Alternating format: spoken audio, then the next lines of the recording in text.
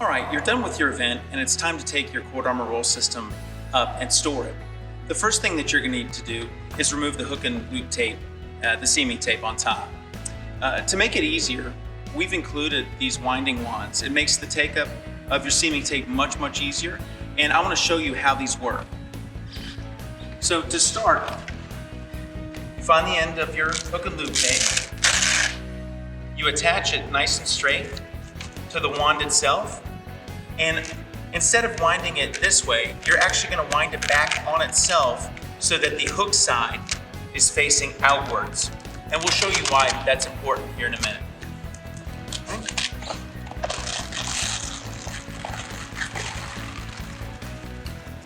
It's just a matter of winding it up. If you get a little bit off, this is just very easy to manipulate and get nice and straight. Periodically, I would stand on the seam itself and pull nice and tight so that your hook and loop tape is on here really snug. So if your system with the seaming tape actually has seams in it, and you have individual small pieces or smaller pieces on your cord armor roll system, you can simply, on the same winding wand, attach one to the next using either the loop portion that was included when the hook and loop tape arrived, or any piece of carpet or additional loop would work well for this application.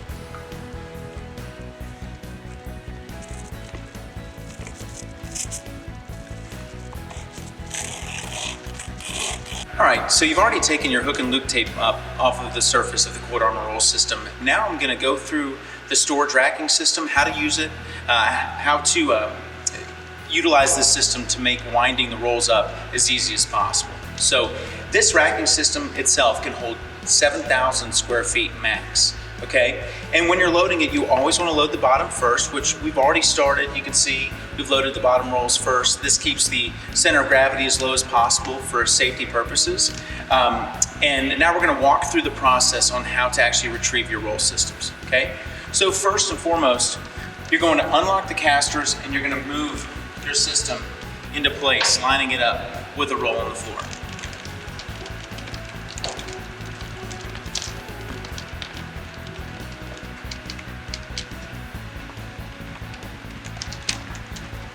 All right, now this part is critical.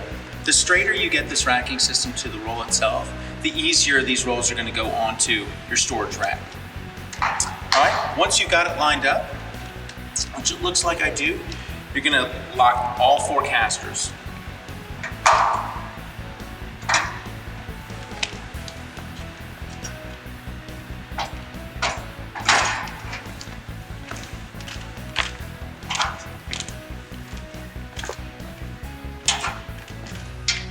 All right, casters are locked. Now this is a two-person operation. So I'm gonna have a gentleman walk in and help me. We're gonna show you how to utilize the system. Now on the front of this, you have two red spindles. This red spindle system is our straightening attachment. This allows you to load these rolls on nice and straight. It keeps them nice and tight. It also helps to smooth the rolls out as you wind it up. So it's a kind of a multi-purpose tool, and it's gonna make it so much easier for you to store the system. Now, this one actually collapses. There's some tabs on both sides that allow you to put it in.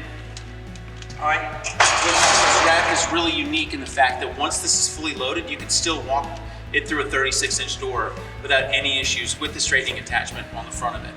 Okay, for the sake of retrieval, you're gonna want this straightening system in its extended version. You simply pull it out, the pins drop into place, you push it back up against the pins, and you're ready to go.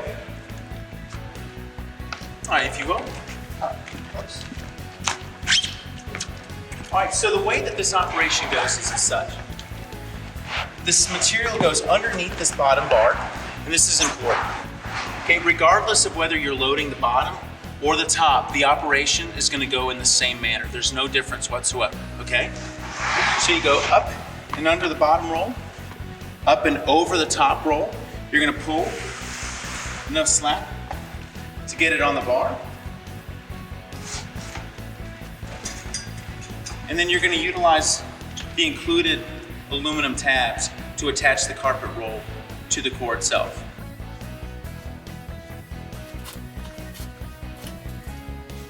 There's a total of 6 of these aluminum clips that are included with your system. 3 per. All right, so once you get this carpet on nice and straight, which we have, you simply put the clip on, snap it in place. 1 on either side, about 4 inches away from the side itself, and then 1 in the middle. All right, now I'm gonna have this gentleman first take the handle that was on the bottom. You remove the pin, simply place the handle on top, replace the pin, and you're ready to start winding up. All right, done. So, you're gonna do a full revolution of the material on this bar. Okay, go ahead. And once you do that, you simply run your hand underneath the bottom to make sure that the material itself didn't fold back and it stays nice and straight. We're good? All right, we're good to go. So again, this is a 2-person operation. 1 person winding the handle and the other person on the far side of the rack manipulating the material. In the directions that you receive when you're the installation and assembly instructions, which we have a video for that as well, I want to stress that you make sure that the non-moving casters are on the side that the handle is. For those that are right-handed, you're going to want it on the right side of this rack. For those that are left, you can certainly put it on the left side, but you're going to want to make sure that those static non-swivel casters are on the side that the handle goes.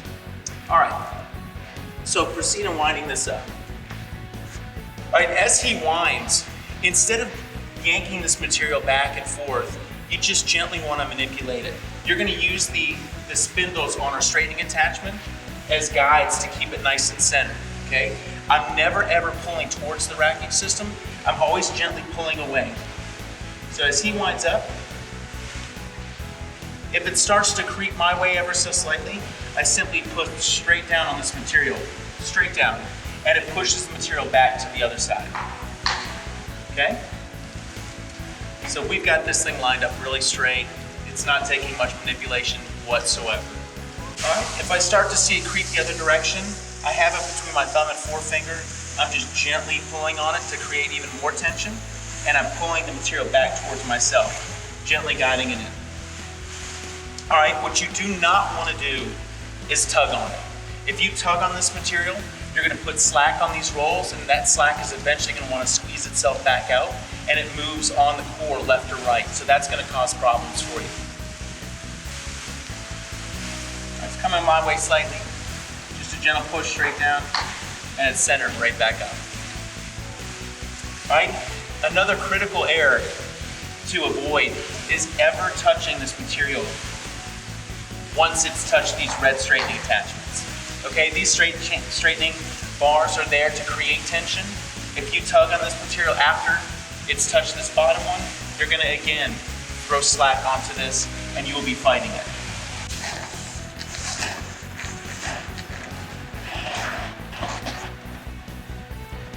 All right, so your roll's nice and tight, which is exactly what you want.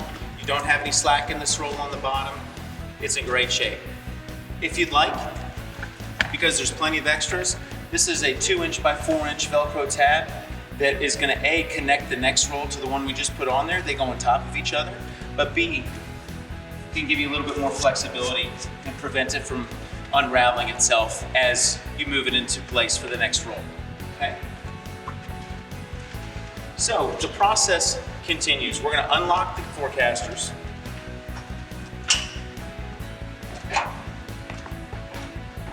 Slide it back.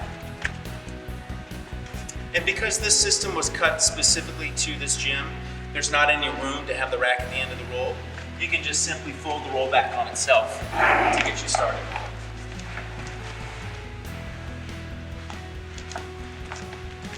Once again, pulling the racking system into place.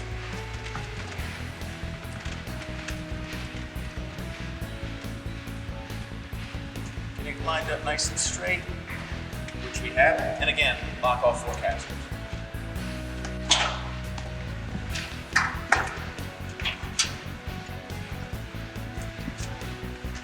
All right, now at this point, you're gonna feed the system again the same way we did before.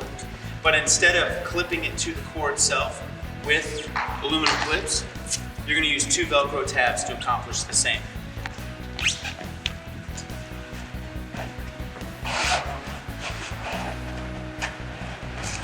Up and under, up and over, pulling some slack together. Now again, it's critical that you get these rolls on here straight. If you start the roll crooked, it's going to fight you the whole time.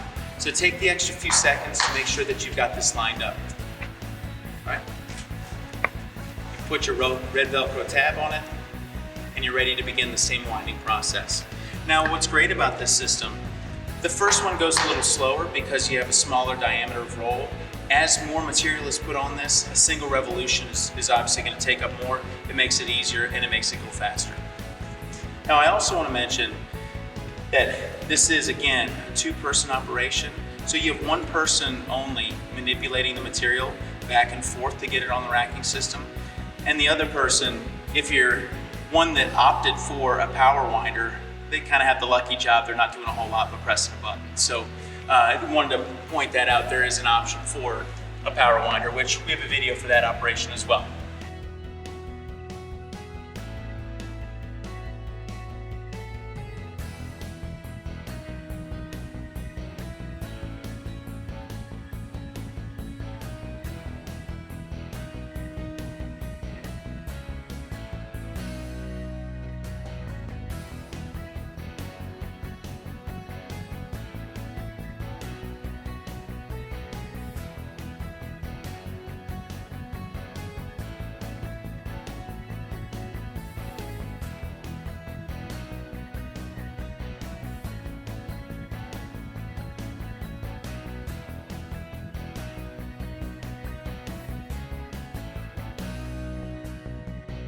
And there you go.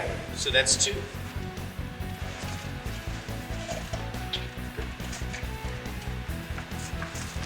All right, again, use an extra tab if you'd like to. This isn't necessary. The next one can still go right on top, but it does make it a little bit easier to roll the rack around without having to worry about it unrolling.